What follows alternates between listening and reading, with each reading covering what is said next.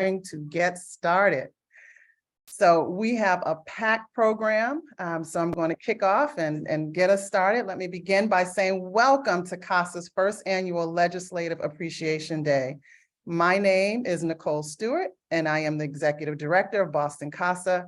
We are so grateful that you have joined us to recognize our very special honoree, retired Senator Harriet Chandler, and other legislators who have championed the extraordinary work and commitment of the nearly 700 CASA volunteers across the Commonwealth. I know that you all have the little reactions. Please give a hand clap. So I want to take a brief moment for a roll call of our 7 CASA programs. We have Bristol County, our newest program that's less than a year old. We have Berkshire CASA, CASA of Hampden County, CASA Project in Worcester, Essex County CASA, Franklin, Hampshire CASA, and of course, Boston CASA, representing Suffolk and Middlesex counties. Thank you for your hard work and dedication. I am delighted that we'll be hearing from a couple of our dedicated CASA volunteers and former CASA youth to bring life, to bring to life the true purpose of why we are gathered today. But before I introduce our first speaker, the amazing Charles Lerner, I want to acknowledge the good work of many of our juvenile judges, our DCF workers, our school officials, and healthcare providers, all of whom CASAs collaborate with regularly and have garnered their respect. They, like our CASA volunteers, play a very significant role in the life of a child. We know our systems are complex, we know they're flawed, they're often difficult, intimidating, and overwhelming for most to navigate on a good day.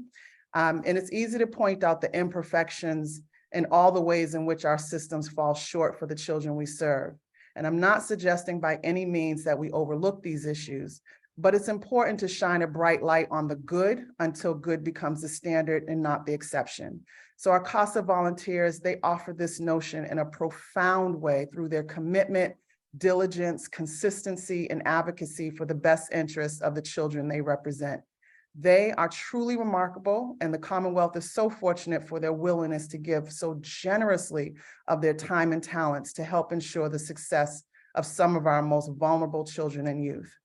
And now I am delighted to introduce Charles Lerner, State Director of Massachusetts CASA, and also former founding director of Boston CASA. Charles? Thanks, Nicole, and thank you everyone for being here today. Thanks to the Boston CASA team for taking lead on this event, and a special thank you to all of our friends from the legislature who are here, including Senator Chandler. Thank you for 20 years of zealous advocacy on behalf of CASA. And then also the speakers today, thank you for so generously giving of yourselves and speaking specifically for those with lived experience that have experienced the system firsthand. Thank you for sharing your stories. And I just want to say that I would ask for everyone to not only just listen to the stories, but actually do something with them and act, something tangible when you leave the room.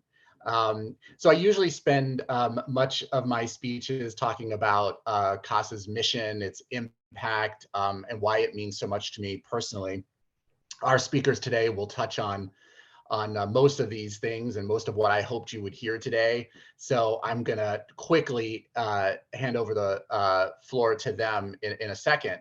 But I'll just say this, I was born into the child protection system. My mother is 14 years old, clearly not in a position to care for a child at that age. So I have for 47 years lived this experience. I've worked in the child welfare system for over 20 years, and for almost all of that time been really pushing for bold reforms, which I think are long overdue in the child protection system. We could spend the whole day today talking about that. And I also adopted my own nephew out of the foster care system. And I say that in my entire career, I have never been involved in an organization that I believe in more, that I believe has more of a profound impact on the lives of children and families. The CASA model is such a simple model. It is engaging the community in addressing one of our state's most pervasive social issues, and the community has to be part of the solution. DCF, attorneys, the bureaucracy itself, it doesn't have what it takes to ensure that children and families get the support that they need. We need the community, and that's what this program is really about. Um, so Senator Chandler, to our legislative friends, Senator Moore, Senator Kennedy, Representative O'Day, the folks that make this a priority. It means a lot for us who have been screaming loudly our whole lives, please, somebody care about this as much as we do. Be passionate about this because we need to create change. So that's what you're doing. And thank you for being great ambassadors. Speaking of which, I'd like to hand it over to our next speaker, Representative Jack Lewis. And I actually requested that Jack go right after me, and that was for two reasons. In full disclosure, Jack is a good friend. His family is our family friends of mine. I've known each other for over 15 years. And I will say that Jack truly has inspired me ever since we have met 15 years ago. He's one of the most principled and justice-seeking people I know, which I admire tremendously. Is very motivational. And also, we became adoptive parents around the same time. And we built together, in addition to some other families, an adoption community that was so important for us to be able to survive. We both have experiences with the DCF system. And so I am proud to call him a friend of mine. And Jack, I'm going to hand it over to you. Thanks for being here. Thank you so much, Charles. And I just don't know how to respond to that sort of introduction, other than now that our kids are older, I think we need to be hanging out more than we did when they were younger. Bigger kids, more complicated problems.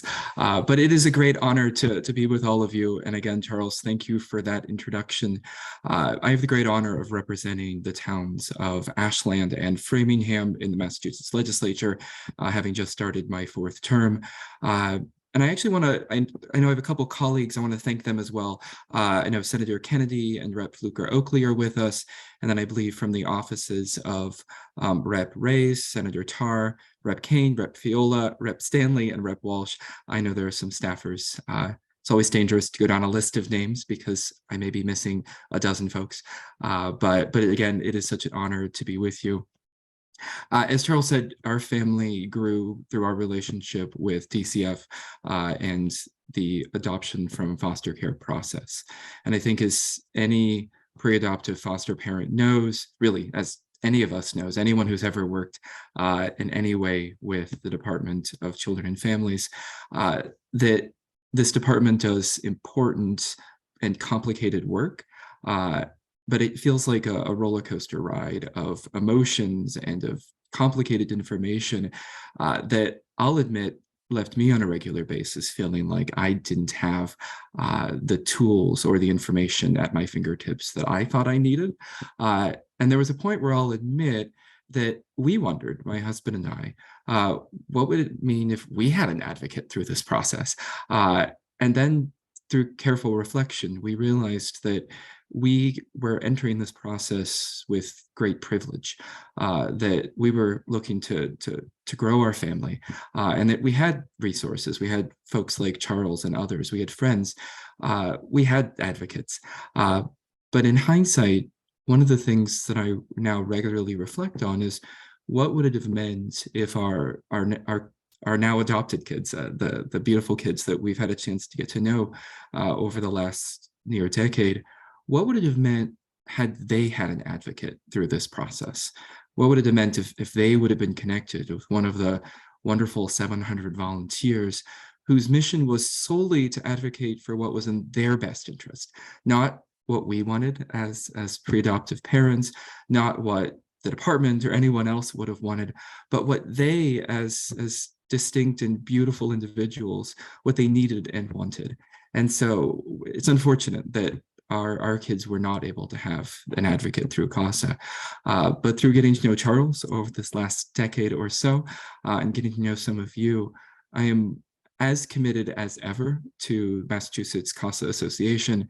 And if there is ever anything I can do to be supportive, I know you'll let me know. I know Charles will text me the moment I'm done talking to tell me what the next thing is that we can do to be supportive. But just really want to thank you for this opportunity. Thank you all for the important work you do, for the, I think, nearly 1,000 children across our Commonwealth, and nearly 700 volunteers, for me and from all of my colleagues. Thank you. Thank you, Charles and Representative Lewis, for those remarks. Representative Lewis, we're so grateful for your contributions and advocacy and commitment and support. And you both touched on some very critical points. You know, our children and youth enter into DCF and the court systems as no fault of their own. You know, these are traumatic experiences and their worlds are turned upside down in an instance. CASAs are often the only stable factor in that child's life, lifting their voice and championing what's in their best interest without compromise. It's a true honor now to introduce our next speakers. CASA volunteer Christine Hazard from Berkshire County and former CASA youth Valentine Rodriguez. She's from Boston CASA, and they will speak respectively. Thank you. I'm Christine Hazard, and I'm a court-appointed special advocate in Berkshire County, volunteering with 18 Degrees Family Services for Western Massachusetts. I've been at CASA for 2.5 years and have had the privilege of working with 3 young boys from the same family who have been in care for over 4.5 years. 2 of the boys have autism and 1 has complex medical issues and has no verbal skills. Being their CASA has been challenging and incredibly rewarding. There are so many different people involved in their case, from teachers, ABA specialists, therapists, medical providers, attorneys, a special education surrogate parent, a guardian ad litem, and many more. And over the 2.5 years, each of those roles has changed and is somebody else. So I often serve the role of communicator, connector, and convener of the providers. In my years working with these boys, I've helped them transition between schools, placements, DCF caseworkers, teachers, etc. Many different transitions. I have the history to bring the folks up to speed, and I try my best to make sure things don't fall through the cracks, because with all those transitions, things can get lost. While most of the providers involved have very large caseloads, they have difficult situations they're dealing with every day. My sole focus is these 3 sweet boys and making sure their needs are met, and maybe most importantly, their voices are heard, especially for the 2 older boys. One of the boys was recently adopted by the family who has had him in their home since the beginning of him going into care, and which is wonderful to be in one stable place.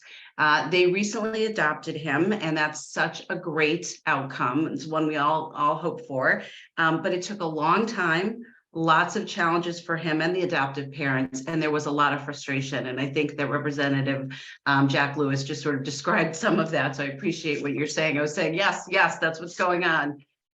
This adoptive family is super unique because they've served as foster parents for many years and to many children, and they've adopted 3 children along the way. They were so kind recently to share with me that they felt working with a CASA for the first time in all the cases that the children they worked with, I was their first CASA, was a great experience, and that they appreciated the additional advocate and sounding board. The other 2 continue in care with major challenges to adoption. I will stay with them as long as it takes to fight for what's best for them. The program at 18 Degrees is amazing. I had excellent training. Amy's on the call today. She is a phenomenal trainer and supervisor, and the CASAs get weekly supervision from her and support whenever we need it. That's kind of daily. As a volunteer myself, who has a family and my own business, I could not do this important work without the leadership at 18 Degrees. I wish every child in care could have a CASA. My understanding, at least in our region, is the toughest cases get a CASA. Luckily for us, my fabulous CASA colleagues in the Berkshires do a great job and they're doing amazing work. But I wish we could have more CASAs to help the children in care throughout the county work towards reaching their full potential in a safe and caring environment. I want to thank the legislators on this call today for financially supporting the CASA program across the state. And I ask that you can, and if at all possible, to increase that support so all children in care in Massachusetts can experience those positive outcomes. Thank you so much.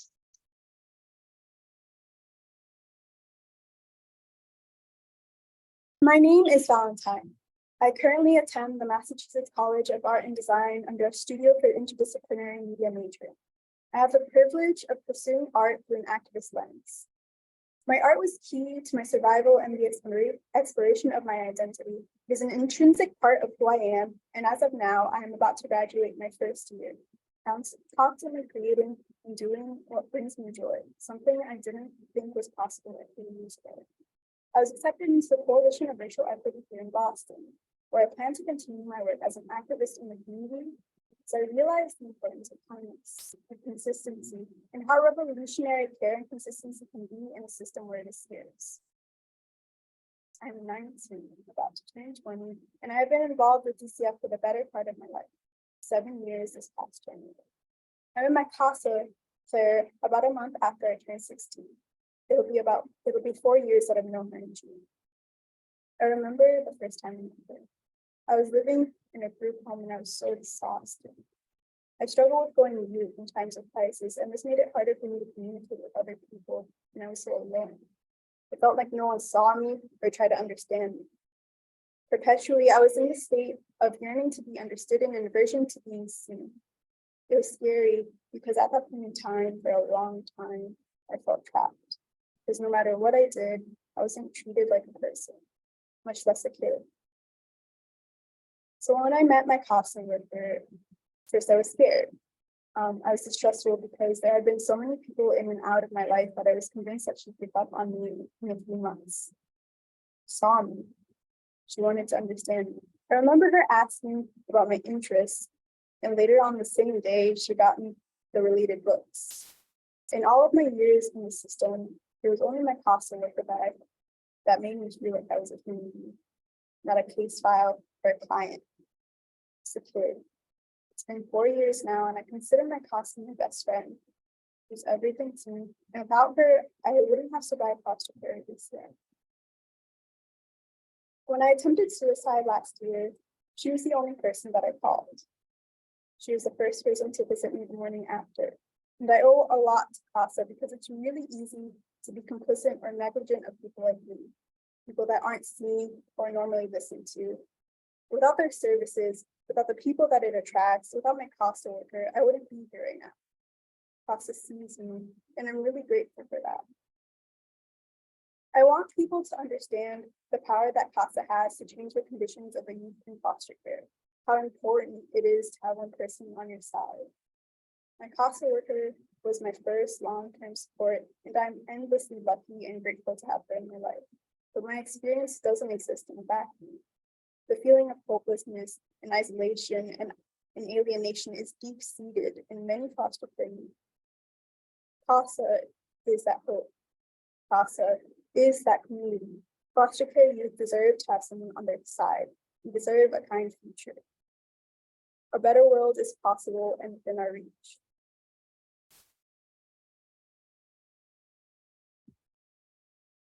Thank you, Christine and Valentine, for sharing your experiences.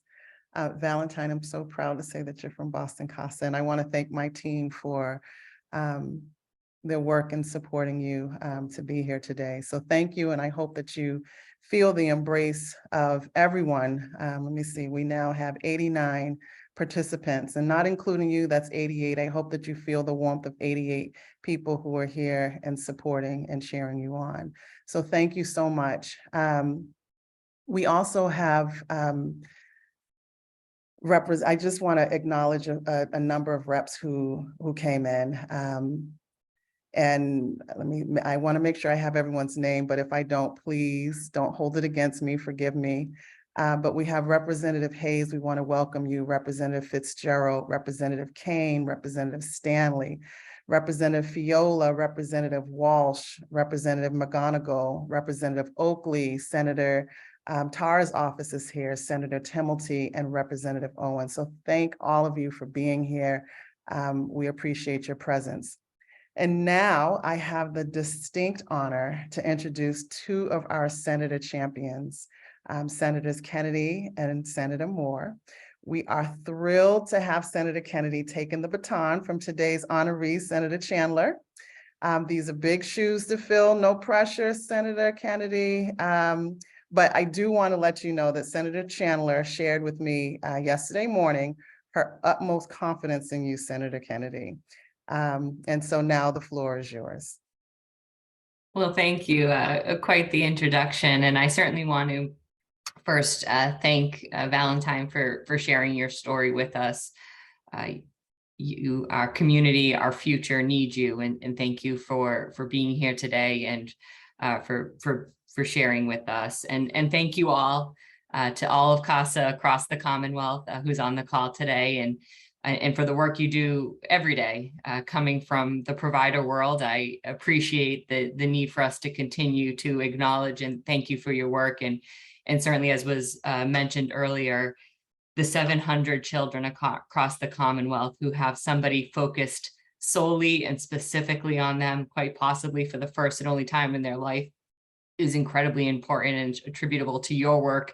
Every child deserves that. And so thank you so much for everything you do. And I'm incredibly pleased to be able to be here today to help and join in the recognition and honor. You are not kidding, incredibly big and powerful shoes to fill. And recognizing Senator Chandler for her leadership and consistent advocacy and work over the years. It seems to me most meetings that I'm in these days start with the line, Senator Chandler was our biggest champion. And then there's usually a pause to see if I'll pick up the mantle. And certainly I recognize and appreciate that as folks across the Commonwealth are getting to know me and my priorities and certainly where our specific priorities and pathways may be a little bit different. I can say unequivocally that Senator Chandler and I share a steadfast commitment to ensure that every child, every family in our community across the Commonwealth has equitable access to a safe, a healthy, a vibrant future. We share a passion and a drive to not just protect children, but to dismantle barriers and build pathways to a future where every child in our Commonwealth can thrive. Senator Chandler certainly set that path. I know she's been a steadfast champion for CASA in the past in particular, and she showed us the course. And I certainly am intending to pick up that mantle and continue that work and that commitment to protecting and really supporting our children across the Commonwealth. Through my newest role as the co-chair of the Joint Committee on Children, Family, and Persons with Disabilities, a committee that I requested to be able to chair, I know and I appreciate that we have much work to do to address the systemic barriers across our systems.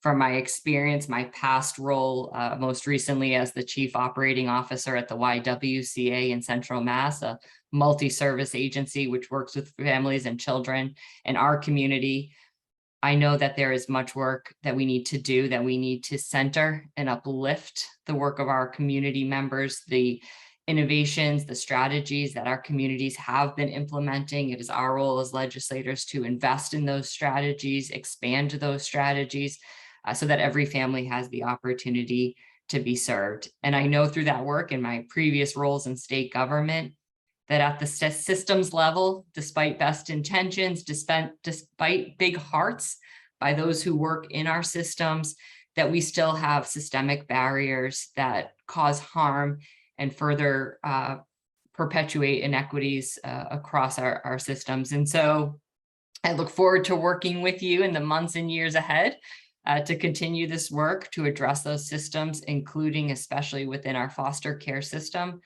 within the Department of Children and Families and across the agencies that serve our children and families. And so I look forward to working with you. Certainly extend my ongoing congratulations and appreciation and deep admiration for Senator Chandler and all she's done to really, not only in this work, but also to acknowledge, to really carve a path for women across the Commonwealth to be able to step into those big shoes and find some of our own shoes to fill in our own way. So thank you so much. And with that, I will turn it over to my colleague and friend who I appreciate the opportunity to work with every day, Senator Michael Moore.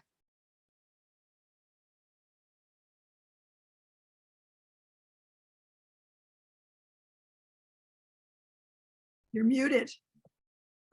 How's that? Okay? Okay. Thank you, thank you, Senator Kennedy. I'm sure you're going to do a great job picking up the mantle from Senator Chandler.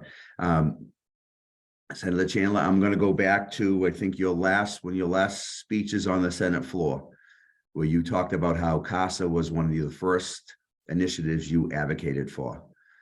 So I think that shows your commitment to CASA and the individuals that they try to take care of every day.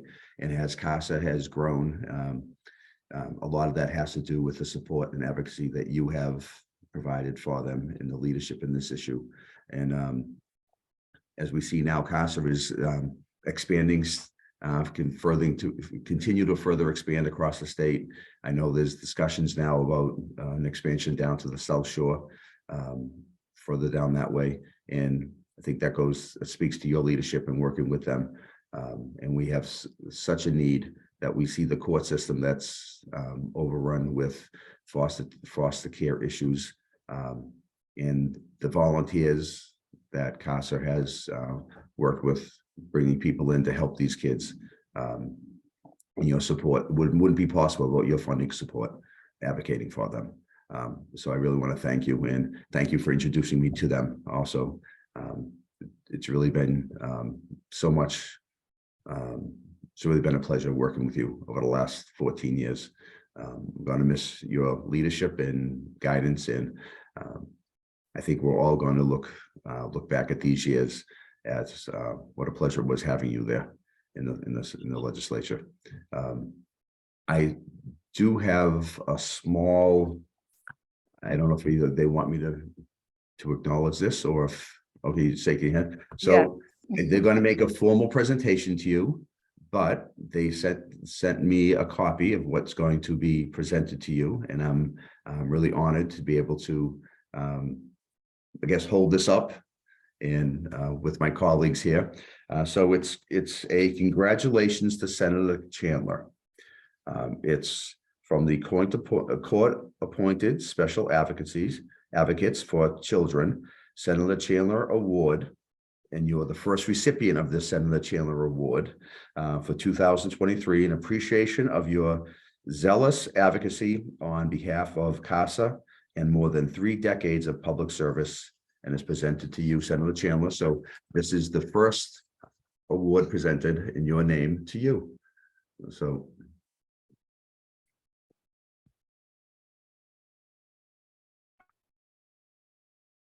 your legacy with CASA is going to live on forever.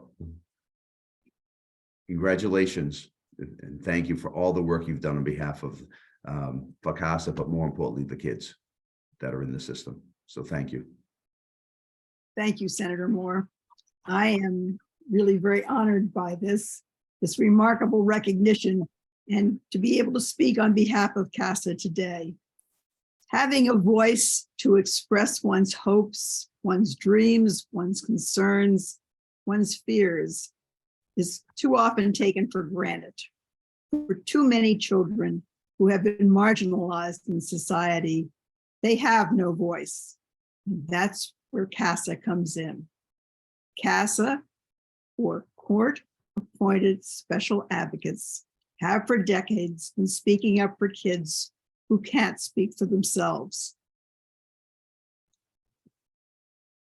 They advocate for local kids, among the more than 10,000 children currently in foster care or currently searching for permanent homes. Thousands of abused and neglected children end up in the court system without a caring adult by their side. Appointed by judges, CASA volunteers advocate for children who have been removed from their home due to abuse, neglect, or abandonment. In many cases, a CASA is the only consistent adult presence in a foster child's life. I got involved with CASA in 1995, a long time ago, because of the Worcester CASA, the oldest and I believe the largest in the state. What was shocking to me was to learn that in our beloved Massachusetts, of which we are so very proud, nearly 9,000 children are removed from their homes annually because of abuse or neglect. We're not talking here about a third world country. We're talking about Massachusetts. These numbers would probably be even higher as a significant number of crimes against children go unreported. So I got involved in learning as much as possible about CASA and how they train volunteers to be the voices for these children. At that time, CASA had never received money in the state budget. Thought it was time they did. I used my maiden speech to ask for $25,000, which to a freshman representative like me in 1995 seemed like a fortune. But you know, if you don't ask, you don't get. And I got it. I asked and I got it. 29 years have passed. CASA's needs have increased. The number of children who are in foster care have significantly increased. That's why we're all here today. Thank you for listening and learning about CASA, and thank you for this incredible recognition you've given me today. Oh, my goodness. Thank you, Senator Kennedy and Senator Moore, for your continued support. And thank you, Senator Chandler. Our gratitude for all the ways in which you've championed CASA over the nearly 3 decades cannot be conveyed in words. And so we are so appreciative and grateful to you. You will be missed, and we will continue to build on your legacy of advocacy on behalf of the Commonwealth's most vulnerable children. Again, thank you and congratulations, so well deserved. So I hope everyone is feeling inspired right now. And as Charles said earlier, also motivated to act in some way. And so we have 2 final speakers, and I want to give a warm introduction to CASA volunteer Jennifer Dorman from Hampden County. And we're extremely delighted to have Elizabeth Perry from Bristol County, who is a former foster youth and currently a board member of Mass NFCA CASA. And they will speak respectively. Thank you. Thank you very much. Yes, my name is Jennifer Dorman. My CASA district is Hampden County. I'm an emergency medicine physician, and I've just started doing this. I've been a CASA since November of last year. So I wanted to volunteer as a CASA for both personal and professional reasons. Personally, my family had recently gone through an event that eventually needed to be handled in the courts, and my daughter was assigned an advocate to help her through the process. It was a much different situation than we work with, and the advocate was, of course, not a CASA. However, the whole experience really opened my eyes as to what an advocate can do for a child in a difficult and overwhelming situation. My daughter had the support of a loving family, a mother who was there for her every step of the way, a grandfather and uncle who are attorneys and lent legal advice and support. But her advocate was who she really leaned on and who really sort of looked out for her, kept in close touch with her and made sure that her questions were answered and she felt supported and not lost in the shuffle. After our situation was resolved, I decided I wanted to help other kids who need someone to speak up for them and look out for their best interests. I'd heard of CASA years ago and decided to look into volunteering, and I found that a training program was starting soon. I signed up for the information center, and after information session, and after attending that, I knew that this was what I wanted to do. My wife for doing this is also a professional. As an ER doctor, I tend to see a lot of children in DCF custody. Mostly kids who've been placed in group homes and have to come into the ER for some sort of behavioral or psychiatric problem. They'll have a rotating number of staff workers that sit with them and kind of babysit them, but it's really clear, you can see in their faces that they're really all alone there. And when they do connect with someone, whether it's a staff member or someone in the ER, they light up and they calm down, and it's really a great thing to see. And I wanted to be that for children in need. My current case, again, I've just been working it for a few months, but it's medically complex, and I really feel privileged to be able to lend my expertise to the situation and help the court and everyone involved understand some of the issues. I recently had an interaction with the biologic father in the case that I felt really highlighted the importance of a CASA. He had recently found out that his case is going to be assigned, the kid's case is going to be assigned a new social worker. And he was really quite upset and afraid that the new worker would take too long to be caught up to speed on what has been happening, and that this would make everything drag out longer. And most importantly, that all the progress that the family has made would go unrecognized and they'd all get lost in the shuffle.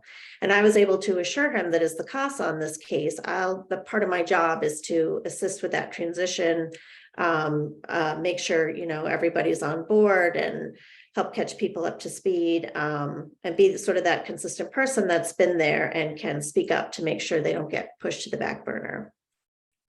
As we all know, there are so many children both here in Hampden County and throughout the state that desperately need someone to look out for their best interests and speak up for them. And thank you to all the legislators here who have supported CASA. And of course, hopefully with increased funding, the program will be able to grow. And more of the children in our society who need to be heard, need an opportunity for a better life, and the realization that they matter to us all, will get a voice through a CASA. Thank you.